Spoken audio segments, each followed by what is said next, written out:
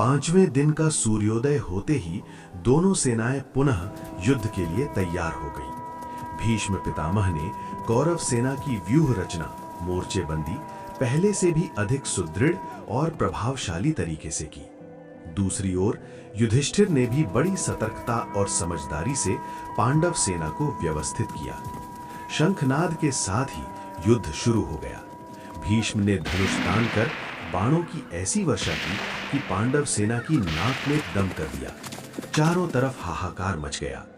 अपनी सेना की ये दशा देख अर्जुन अर्थात धनंजय आगे बढ़े और भीष्म पर तीखे बाणों से प्रहार किया। कौरव सेना को अर्जुन के भय से पीछे हटते देख दुर्योधन विचलित हो गया। उसने आचार्य द्रोण के पास जाकर उन्हें बुरा भला कहा। दुर्योधन की बातें सुनकर द्रोण क्रोधित हो गए और बोले, दुर्योधन, तुम पांडवों के असली पराक्रम से परिचित नहीं हो, इसलिए व्यर्थ में बड़बड़ा रहे हो। तुम विश्वास रखो, मैं अपनी तरफ से युद्ध में कोई कसर नहीं छोड़ूंगा। ये कहकर द्रोणाचार्य पांडव सेना पर टूट पड़े। सात्विकी ने उन्हें रोकने का प्रयास किया और दोनों में भयंकर युद्ध छिड़ गया। परंतु अनुभवी आचार्य द्रोण के सामने सात्विकी अधिक देर तक नहीं टिक सका। उसकी बुरी हालत देख भीमसेन सहायता के लिए दौड़ा और द्रोण पर बाणों की बौछार कर दी। युद्ध ने उग्र रूप ले लिया। द्रोण, भीष्म और शल्य तीनों कौरव महारथी भीमसेन का मुकाबला करने आ डटे। ये देख शिखंडी ने भीष्म और द्रोण पर बाणों की झड़ी लगा दी। शिखंडी को सामने देखते ही भीष्म ने युद्ध करना बंद कर दिया और वहां से हट गए। उनका मानना था कि शिखंडी जन्म से स्त्री है और किसी स्त्री या जो पहले स्त्री रहा हो के साथ युद्ध करना क्षत्रिय धर्म के विरुद्ध है। भीष्म के हटते ही द्रोणाचार्य ने शिखंडी पर जोरदार हमला बोल दिया। महारथी होने के बावजूद शिखंडी द्रोण के वेग को संभाल न सका और विवश होकर उसे पीछे हटना पड़ा। दोपहर तक रणभूमि में भीषण मारकाट मची रही। दोनों पक्षों के सैनिक आपस में गुत्थम गुत्था होकर लड़ते रहे और अनगिनत वीर इस महायुद्ध में बलिदान हो गए। दिन के तीसरे पहर दुर्योधन ने सात्यकी को घेरने के लिए एक विशाल सेना भेज दी।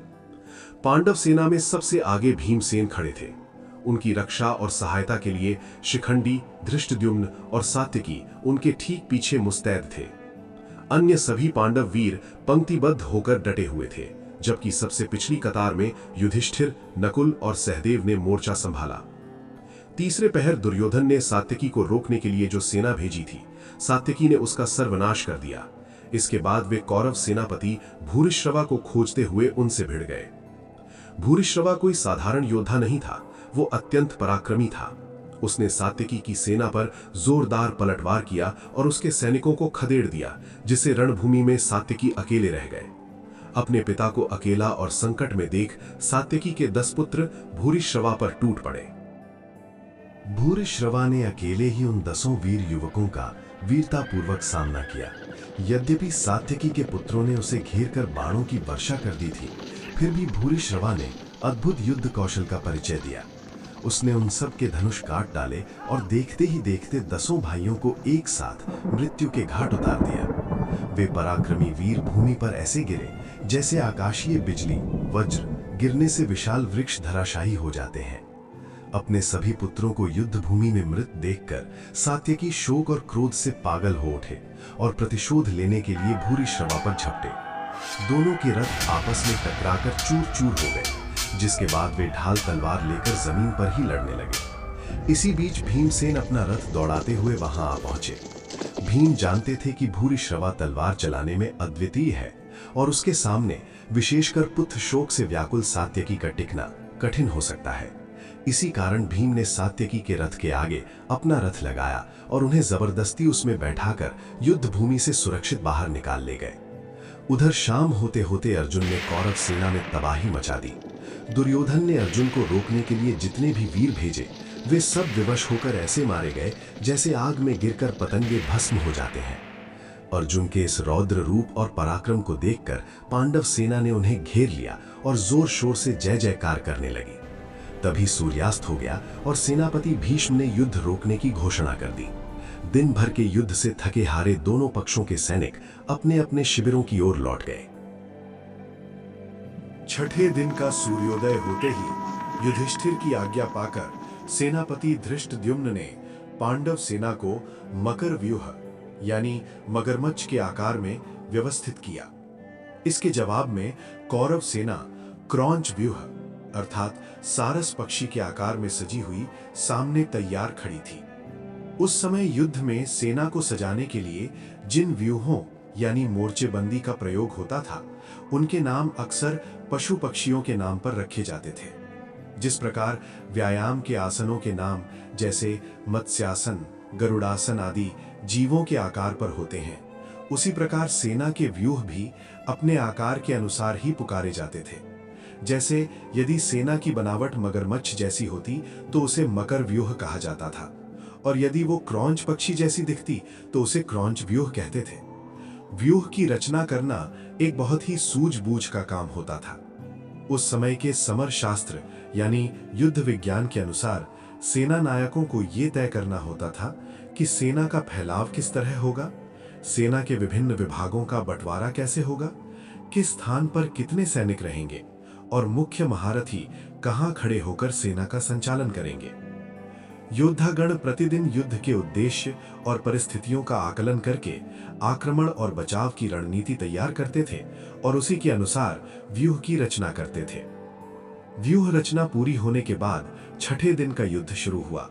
रणभेरी बजते ही दोनों सेनाएं एक दूसरे पर टूट पड़ी और देखते ही देखते दोनों ओर के सैनिकों का भारी संहार होने लगा।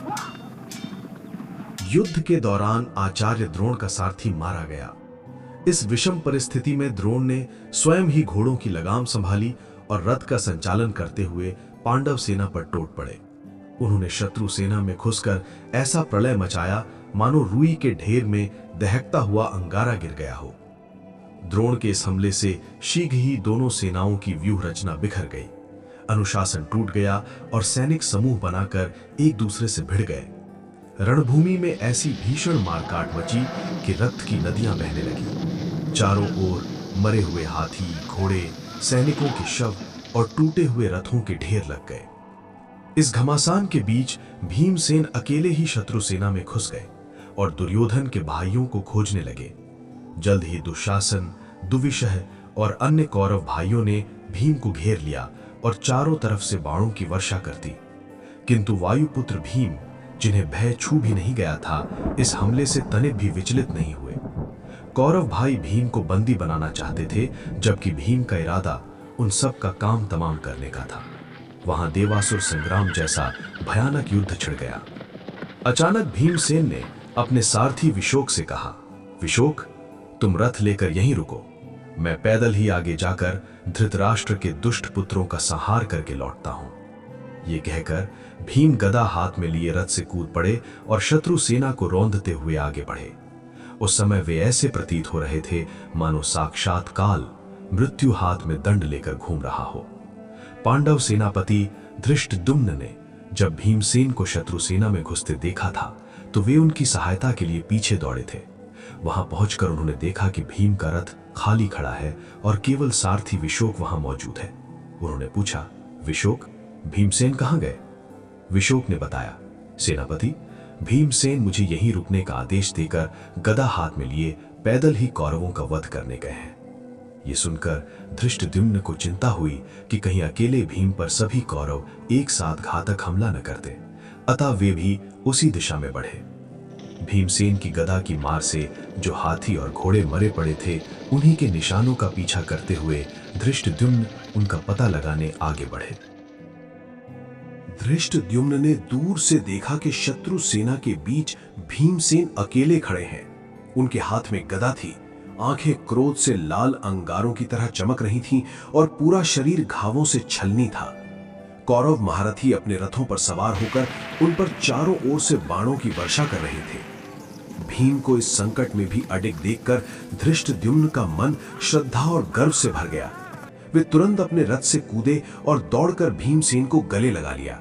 फिर उन्हें खींचकर अपने रथ में बैठाया और स्नेहपूर्वक उनके शरीर से एक एक कर बाण निकालने लगे। ये दृश्य देखकर दुर्योधन ने अपने सैनिकों को ललकारा, देखते क्या हो, भीम और धृष्टद्युम्न पर तुरंत हमला बोल दो। युद्ध के नियमों की परवाह मत करो, चाहे वे तैयार हों या न हों, दोनों में से कोई बचना नहीं चाहिए। आज्ञा पाते ही कौरव वीरों ने उन दोनों पर भीषण आक्रमण कर दिया। स्थिति को बिगड़ता देख धृष्टद्युम्न ने मोहनास्त्र का प्रयोग किया, जो उन्होंने द्रोणाचार्य से सीखा था। इस अस्त्र के प्रभाव से पूरी कौरव सेना मूर्छित यानी बेहोश हो गई। तभी दुर्योधन वहां आ पहुंचा और उसने मोहनास्त्र की काट वाला अस्त्र चलाकर अपनी सेना की मूर्छा तोड़ी और उन्हें पुनः युद्ध के लिए उकसाया। इसी बीच युधिष्ठिर द्वारा भेजी गई सहायता भी आ पहुंची। वीर अभिमन्यु अपनी सेना के साथ ठीक समय पर धृष्टद्युम्न की मदद के लिए आ गए। इससे पांडव पक्ष का उत्साह बढ़ गया। भीमसेन ने भी थोड़ी देर विश्राम करने के बाद केकय राज के रथ पर सवार होकर पुनः शत्रुओं पर कहर बरपाना शुरू कर दिया। हालांकि आचार्य द्रोण का पराक्रम उस दिन चरम पर था, उनकी उग्रता के आगे भीम और अन्य वीरों की चमक फीकी पड़ रही थी। द्रोण ने धृष्टद्युम्न के रथ को नष्ट कर दिया और उनके सारथी व घोड़ों को मार गिराया। विवश होकर धृष्टद्युम्न को अभिमन्यु के रथ पर चढ़ना पड़ा। द्रोण ने पांडव सेना में ऐसी तबाही मचाई कि सैनिकों के पैर उखड़ गए और वे भय से कांपने लगे। इसके बाद युद्ध ने भयंकर रूप ले लिया। हजारों सैनिक मारे गए। इसी घमासान में भीमसेन और दुर्योधन का आमना सामना हुआ। पहले दोनों ने एक दूसरे पर तीखे व्यंग्य बाण छोड़े, फिर हथियारों से भीषण युद्ध छिड़ गया। अंततः भीम के प्रहार से दुर्योधन बुरी तरह घायल होकर रथ पर गिर पड़ा और बेहोश हो गया। कृपाचार्य ने बड़ी फुर्ती दिखाते हुए दुर्योधन को अपने रथ में डाल लिया और उसकी जान बचाकर ले गए।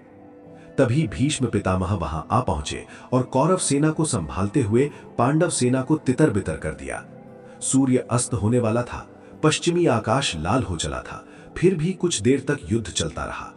अंततः पूर्ण सूर्यास्त के बाद युद्ध विराम की घोषणा हुई।